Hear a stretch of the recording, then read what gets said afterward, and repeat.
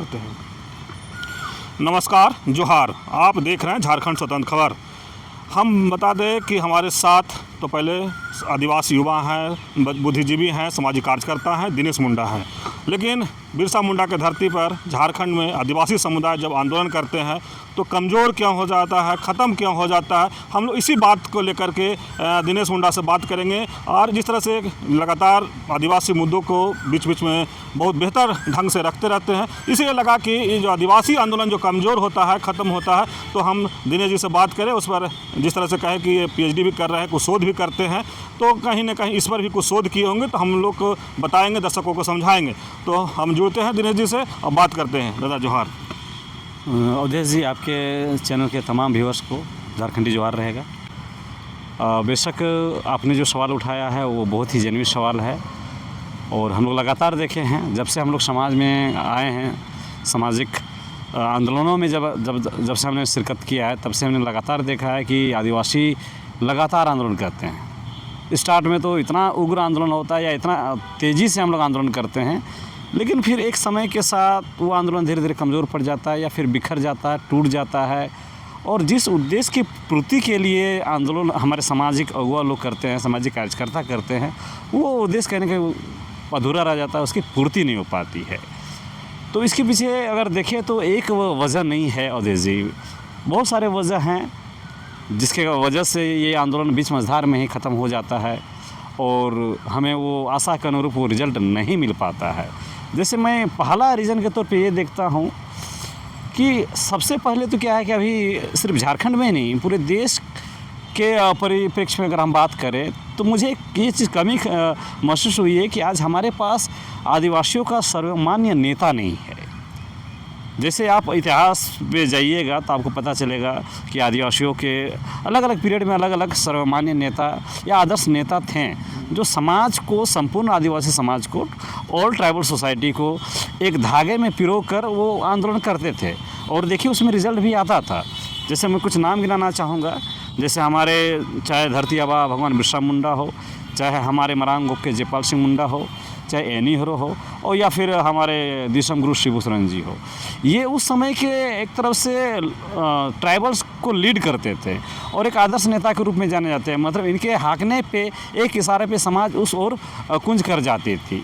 तो उस समय क्या होता कि आंदोलन तेज़ भी होता था और आशा के अनुरूप रिजल्ट भी आता था। लेकिन वर्तमान समय में मैं लगातार देख रहा हूँ, खासकर झारखंड में भी आप बात देख लीजिए, राजनीतिक नेताओं को अगर छोड़ दिया जाए तो सामाजिक स्तर पे भी या धार्मिक स्तर पे भी या अन्य परिप्रेक्ष्य पे भी कहीं भी हमें एक सर्वमान्य नेता दिखाई नहीं पड़ता है, आदर्श नेता दिखाई नहीं पड़ता है। तो अब सबसे बड़ी बात है कि जब आपके पास नेता ही नहीं है तो नेतृत्व कैसे होगा, आप आंदोलन का संचालन कैसे कीजिएगा। तो ये तमाम तरह की टेक्निकल प्रॉब्लम्स आने लगता है। तो कहने का लगता है कि सर्वमान्य नेता का नहीं होना भी ये एक वजह है कि आंदोलन बीच कहीं, चूँकि नेता क्या होता है ना कि आंदोलन को बिगुल भी फूंकता है और उसको आगाज तक भी अंजाम तक भी लेके जाता है। आगाज और अंजाम जो वो पूरी तरह से क्या होता है कि नेता के हाथों में होता है। जैसे आप देखिए हिटलर का आप नाम सुने होंगे, वो क्या एक सर्वमान्य नेता थे, उनके एक कहने पे उनकी सेना उनके साथ हो चलती थी और वो विश्व विजेता बनने का सपना भी अगर देखे तो उनमें वो नेता का जो क्वालिटी था उनमें वो था। लेकिन झारखंड में आदिवासियों के साथ ये विडंबना है कि आज तक उन्हें वैसा सर्वमान्य नेता नहीं मिल पाया है। दूसरा एक वजह यह है अवधेश जी कि अभी झारखंड के ही सिर्फ परिप्रेक्ष्य में हम देखें तो सिरमटोली का मामला चल ही रहा है, पेशा का मामला चल रहा है, पारसनाथ का मामला चल रहा है और भी हर क्षेत्र में ना जाने कितने इस तरह के लोग, हमारे सामाजिक अगुवा कार्यकर्ता लोग रोज़ आंदोलन कर रहे हैं और रोज़ अपने अस्मिता अस्तित्व को बचाने के लिए लड़ रहे हैं। तो इसमें एक चीज़ मुझे ये महसूस हुआ कि आज झारखंड में ऐसा कोई एक मजबूत सामाजिक संगठन बोलिए, धार्मिक संगठन बोलिए, राजनीतिक संगठन तो नहीं कह सकते हैं, लेकिन सामाजिक स्तर पे जो है वैसा कोई मजबूत संगठन मुझे दिखाई नहीं पड़ता है। हाँ, बहुत सारे संगठन हैं जो अपने स्तर पे समाज को आगे ले जाने के लिए, समाज को बचाने के लिए दिन रात प्रयासरत हैं, दिन रात आंदोलन कर रहे हैं, वो अपने अपने स्तर पे कर रहे हैं। लेकिन मैं जहाँ तक देख पा रहा हूँ कि उस तरह का संगठन हमारे पास नहीं है जिस तरह का अन्य समाजों में संगठन है। जैसे मैं गिनाना चाहूँगा कि आरएसएस को देख लीजिए, विश्व का सबसे बड़ा सामाजिक संगठन होने का ये दावा करते हैं उसके बाद अगर देखिए तो इनके बहुत सारे शाखाएँ हैं, जैसे बजरंग दल हो गया और विश्व हिंदू परिषद हो गया, या फिर आप महाराष्ट्र में देख लीजिए शिवसेना जैसे संगठन है, या साउथ में बहुत सारे ऐसे संगठन हैं जो राज्य की राजनीति में काफ़ी महत्वपूर्ण भूमिका रखते हैं। यानी राज्य में सरकार किसकी बनेगी, सरकार किसको बनाना है, ये तय वहाँ के लोकल जो संगठन होते हैं, सामाजिक संगठन होते हैं, वो तय करते हैं। शिवसेना तो आप जानते ही हैं। तो इस तरह का जो मजबूत संगठन झारखंड में आदिवासियों के पास दिखाई नहीं देता है। मजबूत संगठन कहने का मतलब यहाँ पे मेरा ये तात्पर्य है अवधेश जी कि मजबूत संगठन मतलब क्या, कि बहुत सारे एंगल से वो स्ट्रांग होता है। जैसे एक संगठन तभी मजबूत होता है जब उसके पास वैचारिक रूप से वो मजबूत हो। वैचारिक रूप से मतलब उनका एक थिंक टैंक होता है जो आंदोलन के लिए वो एक रोड मैप तैयार करता है। ये चीज़ हमारे संगठनों में दिखाई पड़ता नहीं है। फंड का जो मामला आता है संगठन में, ज़्यादातर आदिवासियों के जितने भी संगठन है उनमें इकोनॉमिकल क्राइसिस बहुत ज़्यादा है। आपके पास फंड नहीं रहेगा तो आप संसाधन कैसे अरेंज कीजिएगा। तो इस एंगल से भी वो जो संगठन होता है वो कमज़ोर हो जाता है। रहा बात कि आपके पास मैन पावर या फिर जो मास होता है, बड़े संख्या में आपके पास कार्यकर्ता होना चाहिए। तो इस तरह का संगठन मुझे यहाँ पे झारखंड में नहीं दिखाई देता है, जिस वजह से क्या होता है कि हमारे जो अगुआ हैं वो मिलजुल के एक संयुक्त मोर्चा बनाने का प्रयास करते हैं और मिलजुल के लड़ना चाहते हैं और आगे बढ़ना चाहते हैं। तो कहीं ना कहीं एक मजबूत संगठन का भी अभाव है, जिस वजह से हमारा जो आंदोलन है वो मुकाम तक नहीं पहुँच पाता है। तीसरा बहुत बड़ी चीज़ मुझे दिखाई देता है कि आपके पास नेता का भी अभाव है, आपके पास संगठन का भी मजबूत संगठन का अभाव है। और अगर नेता है तो इनमें जो कोऑर्डिनेशन है, यानी जो समन्वयता जो आना चाहिए नेताओं में, यानी जो सूझबूझ होना चाहिए, तो हमारे यहाँ सामाजिक अगुवाओं में क्या देखा गया है कि ज़्यादातर मामले में मैं देखता हूँ कि सूझबूझ की भारी कमी हो जाती है। उनके बीच में जो अंडरस्टैंडिंग होना चाहिए वो बिल्कुल भी दिखाई नहीं पड़ता है।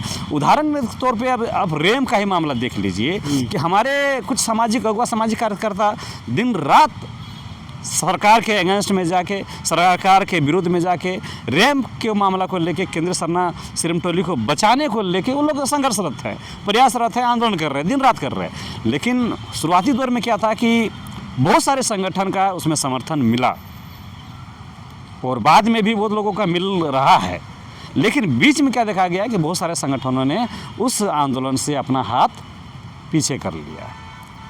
और क्या हुआ कि उसके पीछे होने का वजह क्या है कि तालमेल नहीं बन पाया। ये हो सकता है कि रोड मैप क्लियर नहीं होगा, उसकी जो विचारधारा है या फिर जो भी कंसेप्ट आप लेके आंदोलन कर रहे हैं वो क्लियर नहीं होगा। तो कहीं ना कहीं होता है कि ज़्यादातर आंदोलन में क्या होता है कि हमारे सामाजिक अगुआ पूरे दमखम के साथ वो आंदोलन आगाज़ करते हैं, लेकिन जैसे जैसे समय बीतता है वो आंदोलन कहीं ना कहीं धीरे धीरे ठंडा पड़ने लगता है और धीरे धीरे स्वतः ख़त्म हो जाता है। पेशा में ही देख लीजिए, पेशा में हम लोग बहुत सारे बहस में गए, महाबस में भी गए। जिस तेज़ी से पेशा का मामला आया झारखंड में, वर्तमान समय में भी अभी बहस और महाबस का दौर जारी है। लेकिन जो तेज़ी, जो उग्रता, जो गर्माहट, जो एनर्जी हमारे अगुवाओं में स्टार्टिंग के फेज़ में था, अभी पेशा को लेके देखिए कहीं ना कहीं मुझे लगता है कि इस तरह का दिख रहा है कि अभी जो अगुवागण हैं पेशा को जो लीड कर रहे हैं, उनमें मुझे लगता है कि अंडरस्टैंडिंग में खामी दिखाई दे रहा है, सूझबूझ उसमें दिखाई नहीं पड़ रहा है। आपस में जो होता है तालमेल वो नहीं बैठा पाते हैं। ये एक बहुत भारी कमी हमारे अगुवाओं में रहा है, जिस वजह से क्या है कि इस तरह का माहौल नहीं बन पाता है। तो ये भी वजह है कि हम लोग किसी आंदोलन को एकजुटता के साथ, एक रूपता के साथ आगे नहीं ले जा पाते हैं और हम लोग आपस में फूट पड़ जाता है, आपस में ही मतभेद हो जाता है और फिर वो आंदोलन कहीं ना कहीं बीच में ही लटक रह जाता है या ख़त्म हो जाता है। और एक चीज़ ये मैं देखता हूँ कि आंदोलन जो बीच में टूटता है, ये सूझबूझ आखिर क्यों होता है, तो मुझे कहीं ना कहीं दिखाई देता है कि किसी भी आंदोलन को लेके हमारा जो विचारधारा है या कंसेप्ट आप बोल सकते हैं, उसका क्लियर नहीं हो जाना भी एक तरह से उस आंदोलन को कमज़ोर करता है। जैसे देखिए ज़्यादातर आदिवासी समाज में क्या होता है ना कि हम आंदोलन करते हैं, लेकिन वो आंदोलन क्यों किया जा रहा है, किस उद्देश्य से किया जा रहा है, उससे कितना नुकसान समाज को होगा, वो कम ही लोग जान पाते हैं, कम ही लोग जान पाते हैं। हर जनमानस को, आम जो आदिवासी है उसको ये पता नहीं चल पाता है। कभी कभी तो मजाक का हम लोग पात्र भी हो जाते हैं कि आंदोलन में हम लोग जाते हैं और मीडिया बिंदु आके हमारे ही आंदोलन में जो शामिल होती है हमारे माताएं बहनें हमारे, उनसे सवाल कर देते, उस आंदोलन से संबंधित सवाल वो कर देते हैं, प्रश्न कर देते हैं और वो जवाब उनको नहीं मिल पाता है, तो ये मजाक बन जाता है। तो मजाक क्यों होता है? कारण क्या है कि आम जनमानस को, आम आदिवासी को ये पता ही नहीं चल पाता है कि आंदोलन क्यों किया जा रहा है, किसके लिए किया जा रहा है, इसके कितने लाभ होंगे और इसके अगर नहीं होने से इसका कितना नुकसान होगा। पैसा कोई ले लीजिए ना, अच्छे अच्छे लोग, पढ़े लिखे लोग भी पैसा को अभी नहीं समझ पाते हैं अच्छा से। GPRA 2001 इसको नहीं समझ पाते हैं। तो मेरा कहना मतलब कि जब तक से किसी भी विचारधारा का जो बौद्धिक एंगल है, यानी वैचारिक जो एंगल है, वो आम जनमानस तक नहीं पहुंच पाता है, आम आदमी जान नहीं पाता है, जिसके कारण क्या था, वो उस आंदोलन में कनेक्ट नहीं हो पाता है। और जब आम आदमी उसमें कनेक्ट नहीं होगा तो एक बृहत जो आंदोलन होता है वो कहीं ना कहीं हम लोग नहीं कर पाते हैं। तो कहीं ना कहीं विचारधारा का या आंदोलन का जो रोड मैप है उसका क्लियर नहीं हो पाना भी आंदोलन को कमज़ोर करता है। ये एक चीज़ है। और एक चीज़ मैं जो बार बार आपके चैनल से कई बार मैं कह चुका हूँ कि जुआ, वो किसी भी परिवार का हो, किसी भी समाज का हो, किसी भी राज्य का हो, किसी भी देश का हो, वो उसका रीढ़ होता है। लेकिन ज़्यादातर हम लोग देख रहे हैं कि पता नहीं कि हमारी कहाँ कमी रह गई है या फिर हमारे अगुवाओं की कहाँ कमी रह गई है कि जुआओं का जो नेतृत्व है वो कहीं भी दिखाई नहीं पड़ता है। अब यही से बात है कि वैचारिक रूप से आप तो सक्षम हैं, लेकिन आंदोलन सिर्फ वैचारिक रूप से नहीं लड़ा जाता है, उसमें दमखम की भी आवश्यकता होती है, जुआ जोश की भी आवश्यकता होती है, जुआ लीडरशिप की भी आवश्यकता होती है। तो कहीं ना कहीं देखा जाए तो जुआ लीडरशिप का भी गौण होना एक बहुत बड़ा वजह है कि हमारा आंदोलन और ज़्यादा उग्र नहीं हो पाता है या फिर लॉन्ग लास्टिंग जिसको हम लोग बोलते हैं, लंबा नहीं चल पाता।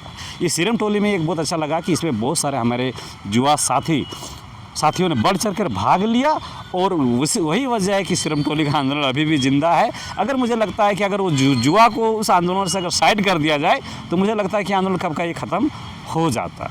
तो एक ये भी वजह है कि जुआओं को जो स्पेस मिलना चाहिए या जुआओं को भी अपने कंधे में लेना चाहिए, लीडरशिप का जो मामला है वो जुआओं को लेना चाहिए, लेकिन मुझे लगता है कि ये कहीं ना कहीं दिखाई नहीं देता है।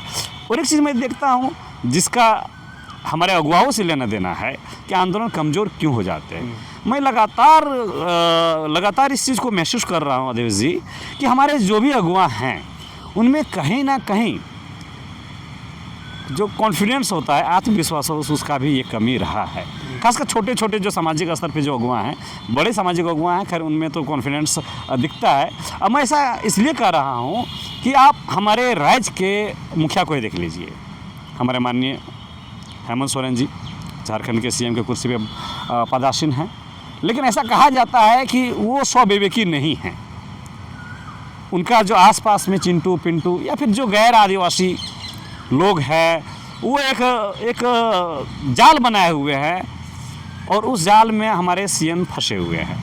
वो कभी भी अपने विवेक से किसी भी तरह का निर्णय लेते नहीं हैं। वो जब जो भी निर्णय लेता है, उनका एक टीम बना हुआ है गैर आदिवासियों का, वो निर्णय लेता है। यानी ये स्पष्ट दिखाता है कि आप नेता तो हैं, इस राज्य के मुखिया हैं, लेकिन आपके पास वो विवेक या वो निर्णय लेने की क्षमता नहीं है, वो आत्मविश्वास नहीं है कि आप किसी चीज़ को निर्णय ले सकते हैं। ज़्यादातर मामलों में क्या होता है कि हम लोग आंदोलन करते हैं, लेकिन हम में खुद ये आत्मविश्वास नहीं है कि मैं इस आंदोलन को आगे तक लेके जाऊंगा, या बीच में अगर आंदोलन रास्ते से भटक गया तो उसको किस तरह से ट्रैक पे लाएं, इसका जो आत्मविश्वास होता है वो हमारे अगुवा में, खासकर नीचे स्तर के जो अगुवाएँ हैं वो उनमें वो दिखता नहीं है। लास्ट में क्या होता है कि जो गैर आदिवासी होते हैं उनको अपना परामर्शदाता बना बैठते हैं, उनको अपना आका बना बैठते हैं, और जो गैर आदिवासी हो, अब खैर आदिवासी के फेवर में क्यों आपको विचार देगा।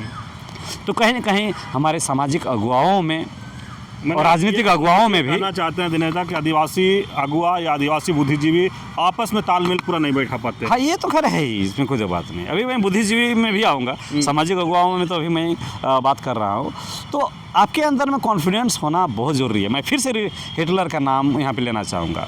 हिटलर अगर पूरा दुनिया पे राज करने के लिए निकला था तो आपको पता होगा सिर्फ और सिर्फ उसका वो अदम्य आत्मविश्वास ही था। कि जो उसे विश्व विजेता बनाने का सपना दिखाता था और विश्व विजेता बनने का के लिए वो ललायत करता था। ऐसा नहीं कि उसके पास बहुत बड़ी सेना थी, वो उनको हार भी, यहाँ हमारे जो भारत के जो राजा थे पौरुष, उनसे हार भी उनको खाना पड़ा था, लेकिन वो विश्व विजेता बनने चले थे तो केवल और केवल अपना जो कॉन्फिडेंस होता है, सेल्फ कॉन्फिडेंस होता है, उसी के आधार पे वो विश्व विजेता बनने चले थे। तो सामाजिक अगुवा हो, चाहे राजनीतिक अगुवा हो, चाहे धार्मिक अगुवा हो, कोई भी अगर आदिवासी अगुवा है तो इसमें आत्मविश्वास की भारी कमी दिखाई देती है। यानी डिसीजन मेकिंग पावर जो होता है, वो जो क्षमता होता है, वो सामाजिक स्तर पे देखा जाए तो हमारे आदिवासी अगुवाओं में बिल्कुल भी दिखाई नहीं पड़ता है। उसके बाद हम आते हैं कि अगर आंदोलन को आगे ले जाना है तो आपके पास मूलभूत कुछ चीज़ों की आवश्यकता होती है जो आपके पास होना चाहिए, तभी आप आंदोलन को लंबे समय तक लड़ सकते हैं, ले जा सकते हैं। उसमें से एक चीज़ क्या होता है कि जो फंडिंग का जो मैंने बात किया पहले भी, कि मैंने कहा कि संगठन चाहिए, संगठन को मजबूत करने के लिए पैसा चाहिए, फंड चाहिए। आप देखिए, अगर आज आरएसएस भारत पे बीजेपी को आगे करके, उन्हीं का एक इकाई है, आपको शाखा है, पता है, अगर बीजेपी भारत पे शासन कर रही है, सत्ता की बागडोर संभाल रही है, तो उसमें आरएसएस की बहुत बड़ी भागीदारी है।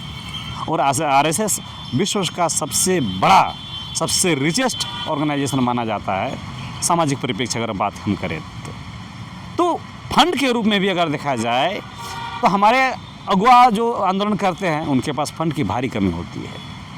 तो बिना फंड के हमारे अगुवा कितना आंदोलन करेंगे, कितने दिन आंदोलन करेंगे?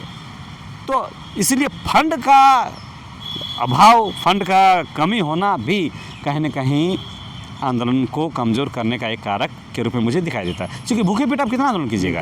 आप जिससे लड़ रहे हैं, पूंजीपति वर्ग से आप लड़ रहे हैं या राजनीतिक वर्ग से लड़ रहे हैं, वो पैसे के मामले में, फंड के मामले में काफ़ी मजबूत है, या सत्ता पक्ष से लड़ रहे हैं, तो पैसे के मामले में, फंड के मामले में, अर्थ के मामले में वो आपसे बहुत आगे है।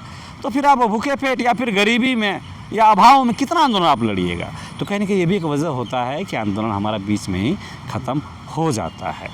और एक पहलू मुझे जो दिखाई देता है, जो हमारा आंदोलन जो कमज़ोर पड़ जाता है या फिर आंदोलन बीच में ख़त्म हो जाता है, हर समाज का जो मिडिल ऑर्डर होता है, आप क्रिकेट देखे होंगे, जितनी भूमिका टॉप ऑर्डर की होती है उससे ज़्यादा कहीं भूमिका उस मैच को जिताने में मिडिल ऑर्डर की होती है। और हमारे यहाँ मिडिल ऑर्डर मतलब मध्य वर्गीय जो आदिवासी वर्ग में हैं, जैसे जो नौकरी पेशा के लोग हैं, जो बुद्धिजीवी वर्ग के लोग हैं, इनका भी भूमिका बहुत यहाँ महत्वपूर्ण हो जाता है किसी भी आंदोलन को आगे ले जाने के लिए। तो होता क्या है कि हमारे समाज में क्या ज़्यादातर हम देखते हैं, जो पैसा नौकरी चाकरी वाले लोग हैं या बुद्धिजीवी वर्ग हैं, वो हमेशा समाज के आंदोलनों को लेके समाज के प्रति ज़्यादातर वो उदासीन ही दिखाई पड़ते हैं। यानी हमारा जो मिडिल ऑर्डर है वो भारी, मतलब बहुत ही कमज़ोर है।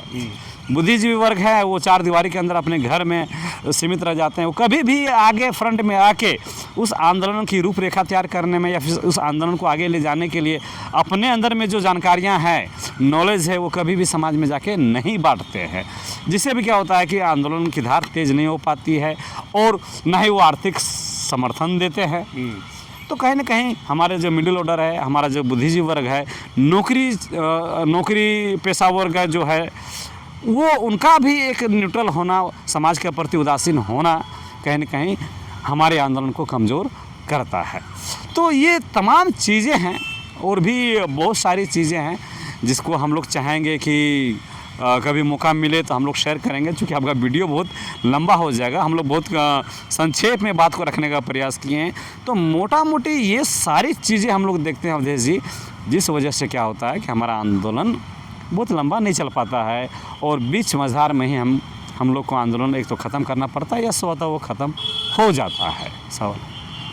चलिए, अभी आप सुन रहे थे बुद्धिजीवी सामाजिक कार्यकर्ता या कहें आदिवासी के युवा दिनेश मुंडा जी की बात, और जिस तरह से बताया कि बिरसा कि धरती झारखंड पर आदिवासी समुदाय आंदोलन करते हैं, आंदोलन कैसे कमज़ोर हो जाता है, कैसे ख़त्म हो जाता है, उसमें कई कमियां भी गिनाए, कई सुझाव भी हमको लगा कि लोगों को दिए और कहे कि जिस तरह से बुद्धिजीवी वर्ग के जो लोग होते हैं, जो पढ़ लिख करके आगे चल जाते हैं, उनका भी जब आगे बढ़ जाते हैं तो आदिवासी समाज जो मिडिल क्लास और जो होता है या आंदोलन करने वाले लोग होते हैं उसके प्रति अच्छा सा सोच नहीं होता है। या फिर इस तरह से कहें कि जिस तरह से पूंजीपतियों से जब लड़ने के लिए आदिवासी समाज निकलते हैं तो भूखे पेट कैसे आंदोलन होगा, तो कहीं न कहीं आर्थिक कमजोरी का भी ये बात कहे कि जिस तरह से आर्थिक कमज़ोर लोग होते हैं उसका भी एक बड़ा फ़ायदा उन लोग उठाते हैं। लेकिन रही बहुत बड़ी बात कहे कि बुद्धिजीवी जो आदिवासी बुद्धिजीवी कहें, सामाजिक कार्यकर्ता कहें, यह सबसे बड़ी बात बोले कि उनमें तालमेल नहीं बैठ पाता। इसके लिए चलते भी कहीं ना कहीं आदिवासी का जो आंदोलन होता है वो कमज़ोर हो जाता है। लेकिन एक और बात कहे कि युवा वर्ग के जो है आदिवासी युवा